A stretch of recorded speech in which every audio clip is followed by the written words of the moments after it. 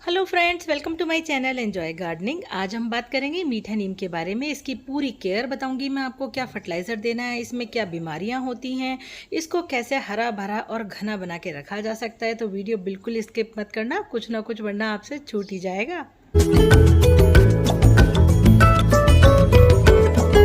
Friends, पहले मेरा channel को सब्सक्राइब कर लीजिए और नोटिफिकेशन बेल प्रेस करके ऑल पर क्लिक कीजिए ताकि सारे वीडियोस की जानकारी आप तक पहुंच सके। मीठा नीम का पौधा जनरली आजकल सबके घरों में मिल जाएगा क्योंकि ये वाकई में बहुत ही ज़्यादा लाभदायक पौधा है। हर्बल प्लांट है, मेडिसिनल प्लांट है। इसके अलावा आप इसको किचन में यूज़ कर सकते हैं, रेसिपीज़ वगैरह में ये यूज़ होता है। काफ़ी सारे इसके फ़ायदे हैं। वैसे तो ये काफ़ी बड़ा हो जाता है जब इसको आप ज़मीन में लगाओ, लेकिन गमले में लगाने में क्या होता है कि ज़्यादातर लोगों को परेशानी होती है कि इसकी ग्रोथ अच्छे से नहीं हो रही है और हमारा पौधा घना घना नहीं हो रहा है। आयुर्वेद में इसके काफी फायदे हैं। पेट की गड़बड़ियां वगैरह हो, बालों के लिए, स्किन के लिए, सभी के लिए लाभदायक होता है। ज्यादा हम इस पर डिस्कस नहीं करेंगे आज। मैं आज आपको सारे टिप्स देने वाली हूँ, सभी फॉलो करने हैं। केवल खाद ही जरूरी नहीं होती है, बहुत सारी जरूरी बातें होती हैं जिन्हें फॉलो करना होता है जिससे आपका पौधा हरा भरा रहे, घना घना उगे। तो इसके लिए आपको सबसे पहला ध्यान रखना है कि अगर आपका पौधा पूरी तरह से धूप में नहीं रखा हुआ है तो उसको धूप में शिफ्ट कर दीजिए। मीठे नीम के पौधे को पूरी अच्छे से धूप चाहिए, कम से कम 4 घंटे की डायरेक्ट सनलाइट जरूरी है। अगर आपके घर में तेज डायरेक्ट सनलाइट नहीं आती है, तो अगर आपने बालकनी में कहीं रख रखा है तो ऐसी जगह रखें जहाँ इसको छन छन करके आती हुई धूप मिले, फिल्टर्ड सनलाइट, पार्शल सनलाइट मिल जाए। और नहीं तो बहुत ज़्यादा अच्छा उजाला इसको जरूर मिलना चाहिए, हालांकि फिर पौधे की ग्रोथ अच्छी नहीं होती है। ये मैं बिल्कुल आपको फ्रेंकली बता रही हूँ। पौधा जब तक धूप में नहीं रहेगा उसकी ग्रोथ अच्छी नहीं होगी। देखिए कितना बढ़िया पौधा है मेरा, हरा भरा एकदम ग्रीन ग्रीन पत्ते हैं, कहीं कोई इन्फेक्शन नहीं है इसमें, कहीं कोई खराबी नहीं दिखेगी आपको। बहुत ही अच्छे से हेल्दी ग्रोथ हो रही है मेरे पौधे की। इस प्लांट का ग्रोइंग सीजन फरवरी से स्टार्ट होता है और अक्टूबर तक रहता है। उसके बाद ये डोरमेंसी पीरियड में चला जाता है, इसकी ग्रोथ बिल्कुल नहीं होती। तो जो भी आपको काम करना है इस पौधे पर अभी कीजिए। बारिश में स्पेशली बहुत अच्छी ग्रोथ होती है और फरवरी मार्च में भी बहुत ज़्यादा ग्रोथ होती है। तो अगर आपको इसका प्रोपगेशन करना हो, इसकी निम्बोलियों से, इसके बीजों से नए पौधे बनाने हो, सब काम अभी कर डालिए अगस्त तक। अगर इसमें नीचे पौधे में काफी सारे बच्चे निकल आए हैं तो उनको भी अलग करके सेपरेट कर सकते हैं। ये सीजन बहुत ही बढ़िया है, इस समय ये हरा भरा हो जाता है। आप इसके साथ कुछ भी करेंगे ये सब बर्दाश्त कर लेगा इस सीजन में। चलिए अब बात करते हैं कि इस पौधे को घना कैसे बनाएं। जब भी आप ये प्लांट गमले में लगाएं तो एक साथ 2-3 पौधे लगाइए ताकि जब ये बढ़ेगा तो काफ़ी घना घना लगेगा। आप देख सकते हैं कि मैंने यहाँ पर 3 पौधे लगा रखे हैं और जब ये थोड़ा सा बड़ा हो जाए तो ऊपर से आप उसकी कटिंग कर दीजिए, पिंचिंग कर दीजिए, तो वो आगे और जाकर के 2-3 ब्रांचेस में डिवाइड हो जाएगा। इससे क्या होगा कि आपका प्लांट जब ऊपर की तरफ बढ़ेगा तो काफ़ी सारी ब्रांचेस आएंगी और काफ़ी सारी और सब ब्रांचेस निकलेंगी, तो प्लांट आपका वैसे ही घना घना दिखेगा।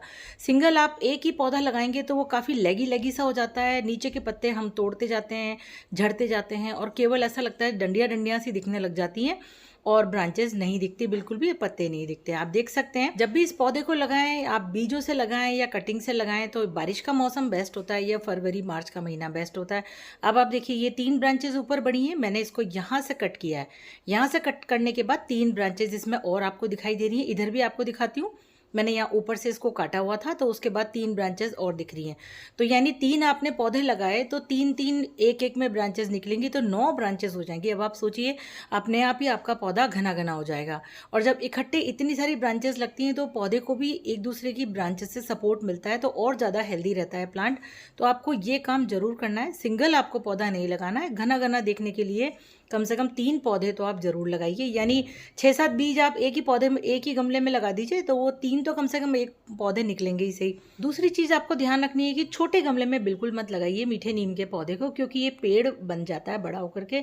तो जितना अच्छा बड़ा गमला लगाएंगे इसकी ग्रोथ बहुत अच्छी होगी। मैंने इस पौधे को 12 इंच के गमले में लगा रखा है, तो उससे क्या होगा कि ये जितना अच्छा लंबा और घना होगा ये देखने में बहुत ही सुंदर दिखाई देगा, हरा भरा रहेगा, पौधे को फैलने के लिए जगह मिलेगी। तो एक गमले में भी आपका पौधा जो है पेड़ जैसा बन जाएगा। अब आपको क्या करना है, दूसरी चीज़ मैं आपको फर्टिलाइज़र बताती हूँ। 1 मुट्ठी वर्मी कंपोस्ट आप 12 इंच से 15 इंच के गमले में 1 महीने में एक बार आप डाल दीजिए। तो उससे क्या होगा कि आपके पौधे को फर्टिलाइज़र मिलता रहेगा। हम अक्सर क्या करते हैं कि पौधे को लगा करके भूल जाते हैं बिल्कुल भी कि हम उसमें फर्टिलाइज़र डालते ही नहीं है। कभी कभार याद आ जाती है तो हम डाल देते हैं। जो झड़े हुए पत्ते हैं, ख़राब हुए हैं, मरे पत्ते हैं, इनको आप नीचे से निकाल दीजिए क्योंकि सबसे ज़्यादा इन्फेक्शन का कारण बनते हैं। तो इनको आप गमले के अंदर बिल्कुल मत रहने दीजिए। मिट्टी बिल्कुल हेल्दी रहनी चाहिए। इसके अलावा आप नियम बना लीजिए कि वीकेंड पे आपको कभी भी कोई सा भी दिन जब आप फ्री हो, पौधे की मिट्टी जो है जम जाती है धीरे धीरे करके, तो उसकी गुड़ाई करते रहिए।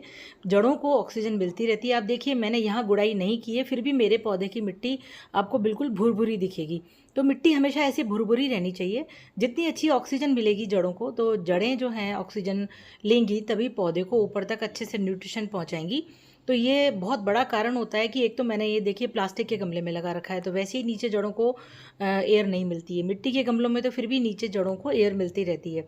तो मैं प्लास्टिक के में ही लगाती हूँ। तो मैं इस तरह से ध्यान रखती हूँ कि गुड़ाई हमेशा करती रहनी चाहिए। मिट्टी ऊपर नीचे होती रहती है तो इसके माइक्रो न्यूट्रिएंट्स भी अच्छे से डेवलप होते रहते हैं, और इसके अलावा जो है मिट्टी को ऑक्सीजन मिलती है। अब आपको दूसरी फर्टिलाइज़र और बता रही हूँ। ये फर्टिलाइज़र आपको हर महीने में एक बार देनी है। मैं ये सारे फर्टिलाइज़र बता रही हूँ, इसका मतलब नहीं है कि आपको सारे ही देने। कोई सा भी एक चीज़ आप डिसाइड कर लीजिए। अब आपको क्या करना है, एक बूंद सीवीड फर्टिलाइज़र या ग्रैन्यूल्स हों तो 1 ग्राम ले लीजिए, उसको एक गिलास में पानी भर के और डिज़ोल्व कर लीजिए, मिक्स कर लीजिए, और ये आप दे दीजिए। अब या तो हर महीने वर्मी कंपोस्ट दे दीजिए या हर महीने सीवीड फर्टिलाइज़र दे दीजिए, या और कोई लिक्विड फर्टिलाइज़र जो देना चाहते हैं, काऊ डंग का होता है वो बना के डाल दीजिए। कोई सा भी लिक्विड फर्टिलाइज़र बना के अपने पौधे में डालते रहिए, तो लगातार न्यूट्रिशन मिलता रहता है, तो मिट्टी जो है उपजाऊ बनी रहती है। तीसरा फर्टिलाइज़र मैं आपको बता रही हूँ, ये है मट्ठा यानी कि छाछ। आप ये छाछ भी दे सकते हैं, लगभग आधा गिलास मैंने यहाँ पे लिया है, और इसे भी आप कम से कम 2 महीने में एक बार आप डाल सकते हैं। हर महीने भी डाल सकते हैं, पर 2 महीने में कम से कम आपके पास टाइम नहीं है तो ज़रूर डालिए। ये पौधे की ग्रोथ के लिए बहुत ही अच्छी होती है छाछ। इससे पौधे को न्यूट्रिशन बहुत अच्छा मिलता है, जड़ें मजबूत होती हैं, आपका पौधा मजबूत होता है, पत्ते हरे हरे आते हैं और ज़्यादा आते हैं, तो इस वजह से आपका प्लांट घना घना और हरा भरा दिखाई देगा। पानी इस पौधे को बिल्कुल भी ज़्यादा मत दीजिए, क्योंकि ज़्यादा पानी देने से, ओवर वाटरिंग हो जाने से इस पौधे में अक्सर फंगल इन्फेक्शन होता है।